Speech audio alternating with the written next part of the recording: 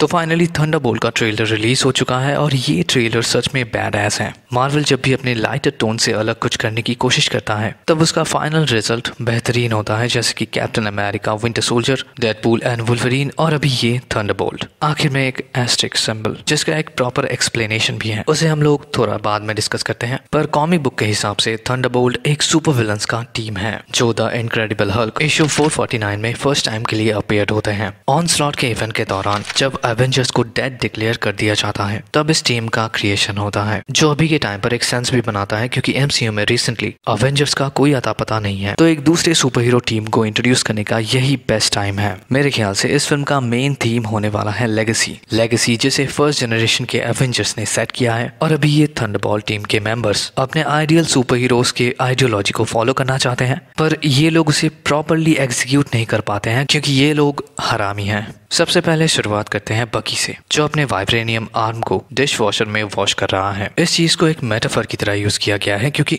बकी ने अपने पास्ट में बहुत सारे गलत काम किए हैं। उसका हाथ इनोसेंट लोगों के खून से रंगा हुआ है, पर अभी जब वो अच्छा बन चुका है तब वो अपने गुनाहों को धोने की कोशिश कर रहा है। इस टीम का दूसरा मेंबर है येलेना बेलोवा का कैरेक्टर ब्लैक विडो, जो अपनी फैमिली, अपनी बहन को मिस कर रही है। वो नताशा के आइडियोलॉजी से इंस्पायर है और अगर उसके लुक को देखा जाए, ब्लॉन्ड हेयर, ब्लैक सूट और ये ग्लव, ये पूरी तरीके से फर्स्ट ब्लैक विडो को रिजेंबल करते हैं। नेक्स्ट कैरेक्टर है John walker AKA US agent, जो अभी एक फैमिली मैन बन चुका है, पर वो ये फाइंड आउट करने की कोशिश कर रहा है कि मिस्टेक कहाँ पर हुआ है, क्योंकि वो बस कुछ टाइम पहले कैप्टन अमेरिका का टाइटल होल्ड कर रहा था, लेकिन पावर उसे करप्ट करता है और अभी वो कुछ भी नहीं है। नेक्स्ट है रेड गार्डियन, जिन्हें दिखाने से ये ट्रेलर होता है स्टार्ट। एमसीयू में सोकोविया कॉर्ड्स का एक बहुत ही बड़ा रोल है। हाँ, ये उस तरीके से हम लोगों के सामने नहीं आता, लेकिन इसके रूल्स इस दुनिया में एग्जिस्ट करते हैं, जिसका सबसे प्राइम एग्जाम्पल है रेड गार्डियन का अमेरिका में होना। रेड गार्डियन एक रशियन सुपर सोल्जर है जिसने शायद कितने ही अमेरिकन को मारा होगा, पर वो अभी अमेरिका में ही रहता है क्योंकि सोकोविया कॉर्ड्स के अकॉर्डिंग अगर कोई सुपर हीरो कुछ अच्छा काम करता है तो फिर अमेरिका उसे शेल्टर देगा। तो इसी रीजन से रेड गार्डियन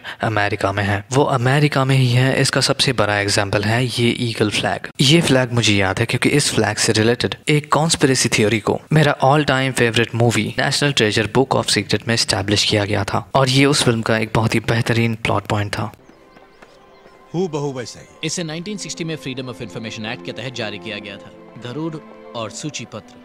नेक्स्ट शॉट में येलेना जब इस सोफे पर बैठती हैं तब हम लोगों को रेड गार्डियन का एक पोस्टर देखने मिलता है जिसके हाथों में है एक हैमर, एक इंडस्ट्रियल लेबर जो एक हैमर को अपने हाथ में पकड़ा हुआ है और ये चीज रशिया के कम्युनिस्ट पार्टी का सिंबल है। वैसे इंडिया के कम्युनिस्ट पार्टी का भी यही सिंबल है, एक हथौड़ा और एक कटार। फिर हम लोगों को कुछ कैरेक्टर्स के साथ बस इंट्रोड्यूस किया जाता है जैसे कि बकी, वॉकर और टास्क मास्टर, और फिर हम लोगों को देखने मिलता है ये हॉलवे फाइट सीन जो ऑब्वियसली आयरन मैन 2 से लिया गया ब्लैक विडो के उस आइकॉनिक हॉलवे फाइट का क्रिएशन है। और फिर येलेना पहुंचती है इस मेडिकल लैब में जहां पर उसे मिलता है ये सीरम। प्रोबेबली इसी इंसिडेंट के बाद वो रेड गार्डियन के पास जाने वाली है क्योंकि वो शायद किसी चीज में फंस चुकी है और अभी उसे उसके फादर ही हेल्प कर सकते हैं, या फिर ऐसा भी हो सकता है कि वो इन दूसरे हीरोज से मिलने के बाद अपने फादर के पास पहुंचती है क्योंकि उसे इस टीम के मेंबर्स पसंद नहीं है और अभी उसे कोई अपना चाहिए जो उसे समझ सके। इसके बाद हम लोगों को मार्वल का लोगो दिखाया जाता है जो येलो कलर में है और ये सेंट्री का कलर है। सेंट्री को हम लोग थोड़े टाइम बाद एक्सप्लेन करते हैं, पर नेक्स्ट शॉट में हम लोगों को दिखाया जाता है येलेना एक प्रॉपर ब्लैक विडो सूट में है, जिसे हम लोग ब्लैक विडो फिल्म में भी देख सकते हैं। फिर हम लोगों को दिखाया जाता है बकी जो किसी गवर्नमेंट मीटिंग में है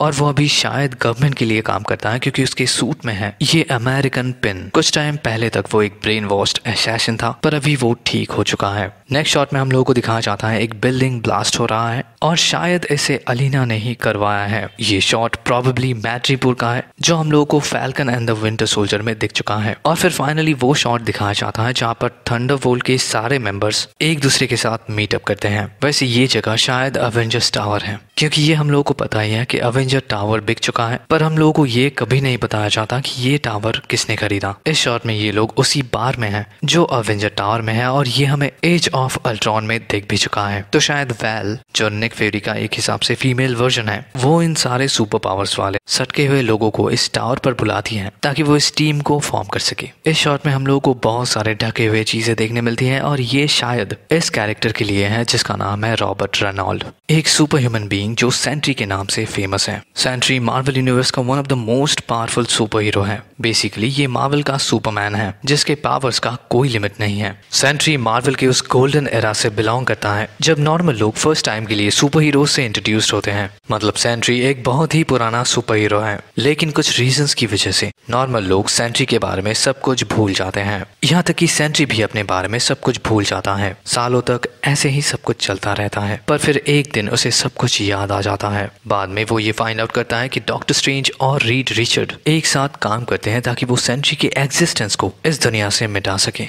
और ऐसा करने के लिए उन्हें रॉबर्ट ही परमिशन देता है। सेंट्री को अपने पावर्स मिलते हैं एक सुपर सीरम से, और इस शॉट में हम लोग उन सीरम्स के फाइल्स को देख सकते हैं, जिसका मतलब ऐसा हो सकता है कि गवर्नमेंट अवेंजर्स टावर्स को यूज कर रहे हैं ताकि वो अपना सुपर हीरो टीम क्रिएट कर सके। पर इस टीम के सारे मेंबर्स सटके हुए होते हैं क्योंकि ऑब्वियसली इन सब के साथ एक ब्रेन वॉश का कंसेप्ट भी जुड़ा हुआ है। नेक्स्ट शॉट में हम लोगों को कुछ एक्शन सीक्वेंसेस दिखाए जाते हैं जहाँ पर जॉन वॉकर एलिना को हेडशॉट देने की कोशिश कर रहा है, पर एलिना यहाँ पर इस बुलेट प्रूफ केस की वजह से बच जाती है और शायद वो यहाँ पर इसी केस को चुराने के लिए आई है। एलिना को हेल्प करने के लिए यहाँ पर आती है टास्क मास्टर। फिर हम लोग को घोस्ट के कुछ एक्शन सीक्वेंसेस दिखाए जाते हैं। वैसे इस एंटायर एक्शन सीक्वेंस में बहुत सारे कमाल के डिटेल्स हैं, जैसे कि एलिना सबसे पहले इस नाइफ से जॉन वॉकर के ऊपर अटैक करती है, फिर एलिना इसे घोस्ट की तरफ थ्रो करती है, घोस्ट इस नाइफ को लेकर टास्क मास्टर की तरफ थ्रो करती है, टास्क मास्टर इसे अपने शील्ड से रोकती है और आखिर में वो वॉकर के हाथ में पहुंचता है जो यहाँ पर एलिना को मारने की कोशिश कर रहा है। तो मतलब ये नाइफ थंडरबोल्ट टीम के सारे मेंबर्स के पावर्स को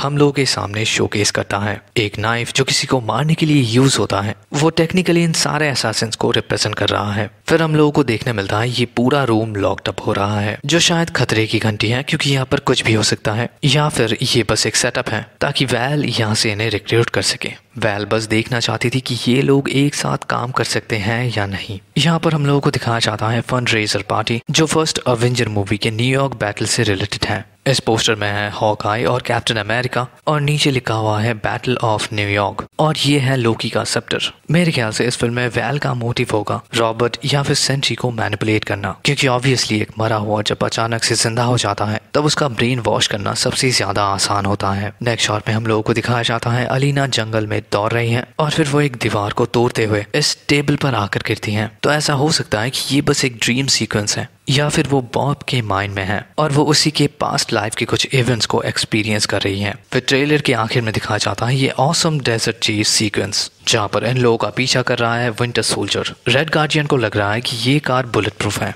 क्योंकि ऑब्वियसली ये एक लिमोजीन है जिसे ज्यादातर पॉलिटिशियंस यूज करते हैं। नेक्स्ट शॉट में दिखाया जाता है सेंट्री का वो आइकॉनिक लोगो, फिर इस टीम का एक क्लोजअप शॉट और आखिर में थंडरबोल्ट्स का लोगो जिसके आखिर में लगा हुआ है ये एस्टेरिक्स सिंबल। पर इसका मतलब क्या है? अभी देखो, इस सिंबल के बहुत सारे मीनिंग्स हो सकते हैं। नंबर 1, इसे एक एरर की तरह समझो, मतलब मार्वल वालों ने इसका नाम रखा है थंडरबोल्ट पर ये टीम डार्क अवेंजर्स ज्यादा लगता है। दूसरा मीनिंग हो सकता है कि इसमें कुछ डाउट्स हैं, मतलब ये टीम ठीक से ऑपरेट कर पाएगा या नहीं। इस टीम का जो लीडर है मतलब सेंट्री, उसका वो दिमागी लोचा फिल्म के आखिर तक ठीक होगा या नहीं, या फिर इस सिंबल का आखिरी मीनिंग। लेकिन इसमें मुझे डाउट है क्योंकि मार्वल इतना ज्यादा डार्क नहीं हो सकता। क्या आपको पता है सिंबल्स डीमंस को रिप्रेजेंट करते हैं? सपोज जो हैश सिंबल हम लोग यूज करते हैं, जो म्यूजिकल इंस्ट्रूमेंट्स बजाते हैं, उनको पता होगा कि ये सिंबल हायर पिच को समझाने के लिए यूज होता है। मतलब ये सिंबल जिसके साथ होगा उसका वैल्यू ज्यादा होगा, उसका पिच हायर होगा। पर ये सिंबल सिर्फ म्यूजिक में यूज नहीं होता। एक डेमोनिक एंटिटी जिसका नाम है बिलेट, उसका भी सिंबल हैश है। तो उसी तरीके से शायद ये एस्टेरिस्क सिंबल अपने डीमन को इंडिकेट कर रहा है और वो डीमन है ओमेन। लेकिन आपको क्या लगता है, मार्वल इतना ज्यादा डार्क नहीं हो सकता कि वो अपने फिल्मों के नाम में डेमोनिक सिंबल्स को यूज करे? लेकिन आपको क्या लगता है कमेंट में जरूर बताना, और मिलते हैं आपसे अगले वीडियो में। Till then take care and peace out.